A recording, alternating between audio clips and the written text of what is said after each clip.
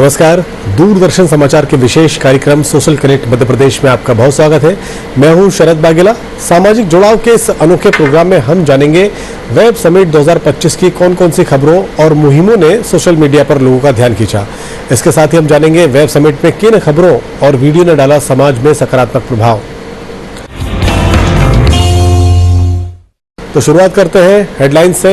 सबसे पहले बात, वेब शिखर सम्मेलन 2025 को संबोधित करते हुए प्रधानमंत्री नरेंद्र मोदी ने विश्व के क्रिएटिव जगत को दिए संदेश की। इसके साथ ही जानेंगे केंद्रीय सूचना एवं प्रसारण मंत्री अश्विनी वैष्णव ने मुंबई में आयोजित वेब सम्मेलन में दी महत्वपूर्ण जानकारी के बारे में, और अंत में देखेंगे वेब समिट 2025 के दौरान भारतीय मनोरंजन जगत की शीर्ष हस्तियों की प्रतिक्रियाएं। सोशल कनेक्ट मध्य प्रदेश के इस अंक में सबसे पहले बात वेब शिखर सम्मेलन 2025 की। मुंबई में विश्व दृश्य श्रव्य और मनोरंजन शिखर सम्मेलन 2025 का भव्य आयोजन हुआ, जिसमें सितारों की महफिल सजी। इस दौरान प्रधानमंत्री नरेंद्र मोदी ने 5 दिग्गज फिल्मकारों पर डाक टिकट का भी अनावरण किया। वेब शिखर सम्मेलन 2025 को संबोधित करते हुए प्रधानमंत्री नरेंद्र मोदी ने विश्व के क्रिएटिव जगत को भारत से जुड़ने का आह्वान किया। उन्होंने क्रिएट इन इंडिया मंत्र और कंटेंट क्रिएटिविटी और कल्चर पर आधारित ऑरेंज इकोनॉमी के उदय पर जोर दिया। प्रधानमंत्री मोदी ने कहा कि भारतीय फिल्मों 100 से अधिक देशों में पहुंच रही हैं और विदेशी दर्शक सबटाइटल के साथ भारतीय कंटेंट देख रहे हैं। उन्होंने ओटीटी इंडस्ट्री की 10 गुना वृद्धि का उल्लेख करते हुए कहा कि स्क्रीन माइक्रो हो सकती है पर मैसेज मेगा हो रहा है। आइए सुनते हैं प्रधानमंत्री के संबोधन के मुख्य अंश। यहां भी कई लोग बैठे जिन्होंने गांधी 150 के समय 2-2, 3-3 मिनट के अपनी वीडियो बनाए थे, गांधी जी के विचारों को आगे बढ़ाया था। भारत और दुनिया भर के क्रिएटिव वर्ल्ड की ताकत मिलकर क्या कमाल कर सकती है, इसकी एक झलक हम तब देख चुके हैं। आज उसी समय की कल्पना हकीकत बनकर वेव्स के रूप में जमीन पर उतरी है। साथियों, जैसे नया सूरज उगते ही आकाश को रंग देता है, वैसे ही ये समिट अपने पहले पल से ही चमकने लगी है। अभी तो वेव्स में कई तरह की खूबसूरत लहरें आनी बाकी है। भविष्य में वेव्स अवार्ड भी लॉन्च होने वाले हैं। ये आर्ट और क्रिएटिविटी की दुनिया में सबसे प्रतिष्ठित अवार्ड्स होने वाले हैं। हमें जुटे रहना है। हमें जग के मन को जीतना है, जन जन को जीतना है। साथियों, आज भारत दुनिया की 3rd लार्जेस्ट इकोनॉमी बनने की तरफ तेजी से आगे बढ़ रहा है। आज Bharat global fintech adoption rate में नंबर 1 है। दुनिया का 2nd लार्जेस्ट मोबाइल मैन्युफैक्चरर है। दुनिया का 3रे सबसे बड़ा स्टार्टअप इकोसिस्टम भारत में है। विकसित भारत की हमारी जर्नी तो अभी शुरू हुई है। भारत के पास इससे भी कहीं अधिक ऑफर करने के लिए है। भारत बिलियन प्लस आबादी के साथ साथ बिलियन प्लस स्टोरीज का भी देश है।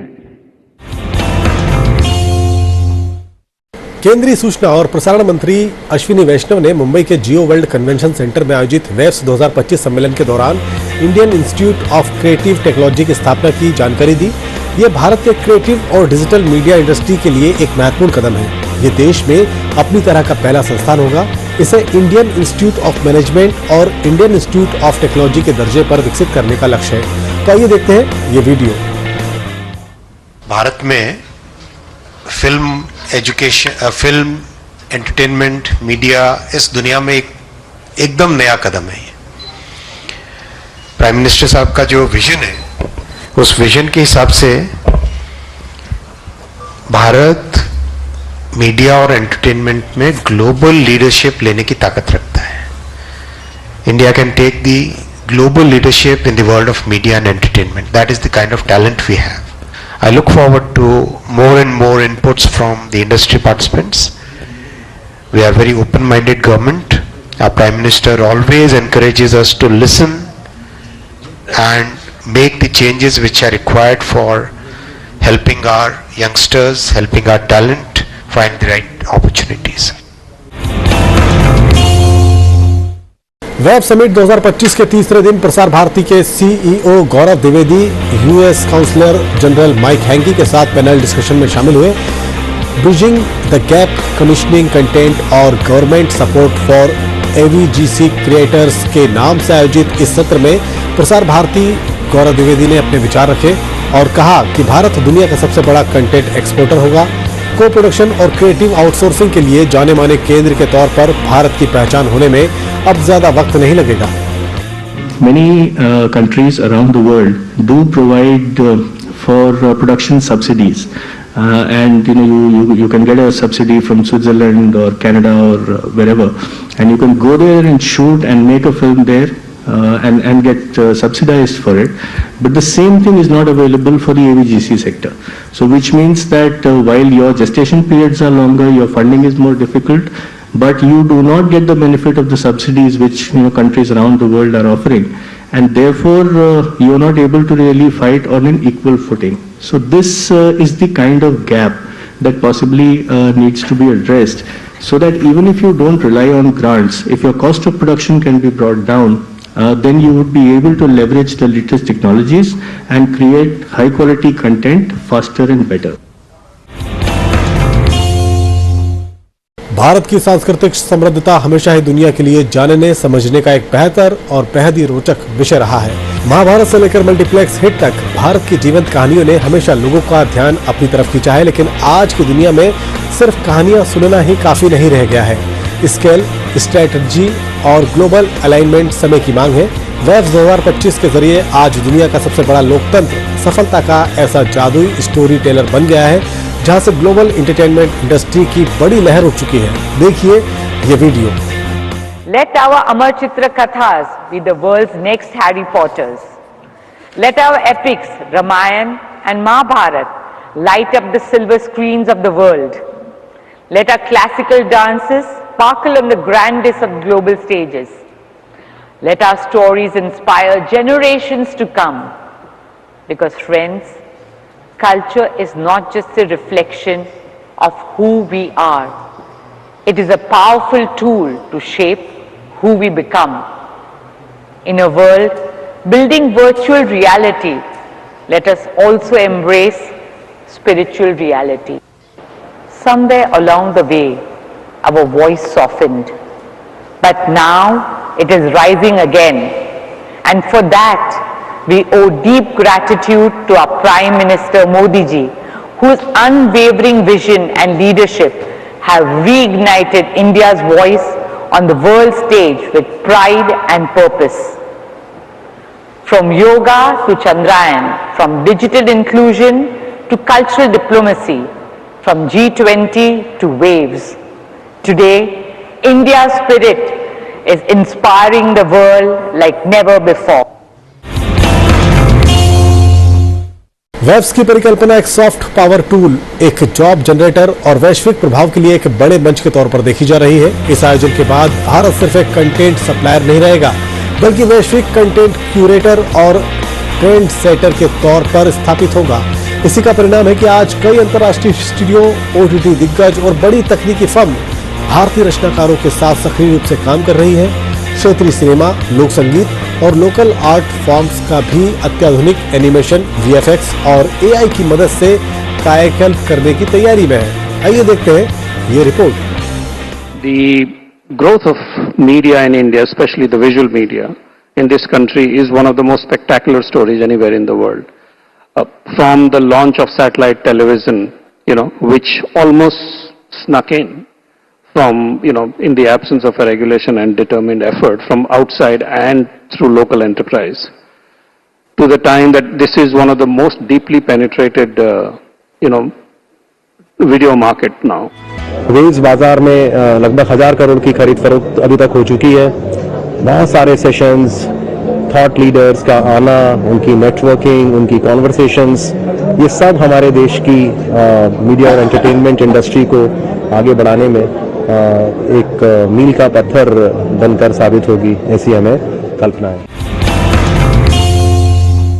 भारतीय मनोरंजन जगत की शीर्ष हस्तियां वेव्स को गेम चेंजर मान रही हैं। अभिनेता आमिर खान, शाहरुख खान ने भारत की सॉफ्ट पावर को केंद्र में लाने के लिए इस पहल की प्रशंसा की, तो एकता कपूर ने इसे ऐसा पहला मंच बताया जहां हर क्रिएटर, इंडस्ट्री का क्षेत्रीय या मुख्य धारा से जुड़ा हुआ व्यक्ति भी अपना प्रतिनिधित्व महसूस करता है।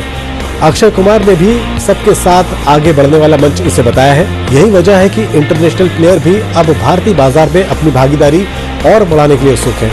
कुछ रिपोर्ट्स के मुताबिक नेटफ्लिक्स और डिज्नी प्लस जैसी कंपनियां भारत में कंटेंट एक्सपेंशन प्लान की योजना बना रहा है।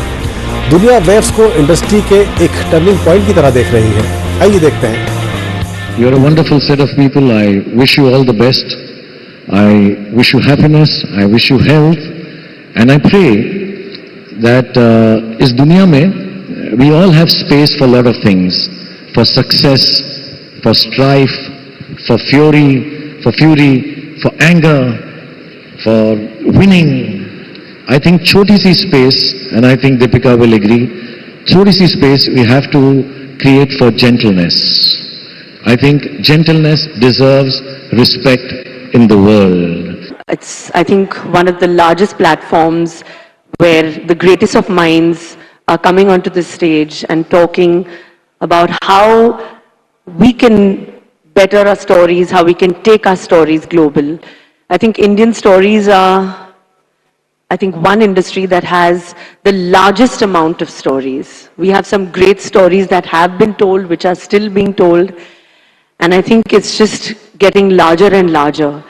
And I think with the support of the government and the I&B ministry and our Prime Minister Shri Narendra Modi ji, I think India today stands as one of the biggest superpowers today. And I'm absolutely honored to be here to be talking about our Indian film industry and our Indian movies. Aamir Khan वो नाम है जिसने भारतीय cinema को वैश्विक मंच पर एक जगह दी है। यहाँ पर एक कोशिश है प्रधानमंत्री की कैसे इसे एकीकृत किया जाए और भी मजबूती से हम अपने आप को पोजीशन करें वर्ल्ड मैप पे। जी बिल्कुल, ये एक बहुत ही अहम कोशिश है और मुझे बड़ी खुशी है कि गवर्नमेंट ऑफ इंडिया ने ये इनिशिएटिव लिया है एंटरटेनमेंट के बारे में और एंटरटेनमेंट के सारे एस्पेक्ट्स के बारे में, ना सिर्फ फिल्म मेकिंग लेकिन गेमिंग, एआई, सारी चीज़ों में। और ये कोशिश है कि हम इस फील्ड में लीडर्स बने और जो हमारे देश में जो अलग अलग प्रांतों में यंग टैलेंट है उसको एक मौका मिले। वेव्स 2025 भारत की एंटरटेनमेंट इकोनॉमी को भी जबरदस्त बूस्ट देने वाला है। वेब एक्सेलेटर्स जैसी पहल मीडिया स्टार्टअप को वैश्विक निवेशकों और सलाहकारों से जोड़ेगी, जिससे नए विचारों और प्रतिभाओं के लिए फंडिंग के रास्ते खुलेंगे। ई बाजार सेलर और परचेजर के लिए शानदार प्लेटफॉर्म है। मास्टर क्लास, एआई वर्कशॉप और रियल टाइम प्रोडक्शन लैब युवा क्रिएटर्स के लिए बेहद उपयोगी साबित हो रहा है। आइए देखते हैं ये video. Kushbu Sundar and I'm here at Waves. I think it's a brilliant opportunity to people who believe in filmmaking, who dream about filmmaking and who want to connect not pan-India but I would say globally, because this is one platform where every aspect of filmmaking is going to take you forward. You have your network and I think it's a brilliant initiative. ये बहुत ही कमाल का initiative है और जितने भी art, culture, हमारे literature और सब सिनेमा कैसे उसको उस पर डिस्कशन किया जाए, कैसे क्या किया जाए उसके ऊपर है ये। तो हमारा जो सेशन था वो नेशनल स्कूल ऑफ ड्रामा के बारे में था, थिएटर स्कूल, ड्रामा स्कूल। तो चूँकि मेरे चित्रंजन त्रिपाठी जो मेरे बैचमेट में जिस वक्त डायरेक्टर भी हैं नेशनल स्कूल ऑफ ड्रामा के, तो उनके बहुत सारे सवाल थे और जो ऑडियंस के सवाल थे तो हम लोगों ने सेशन किया, मुझे बहुत ही कमाल पसंद। आज के कार्यक्रम में बस इतना ही। इस कार्यक्रम से जुड़े सुझाव आप हमें हमारे ईमेल socialconnect@gmail.com पर भेज सकते हैं। अगले अंक में हम फिर हाजिर होंगे सोशल मीडिया के प्रमुख हलचलों के साथ। तब तक के लिए दीजिए अनुमति। नमस्कार।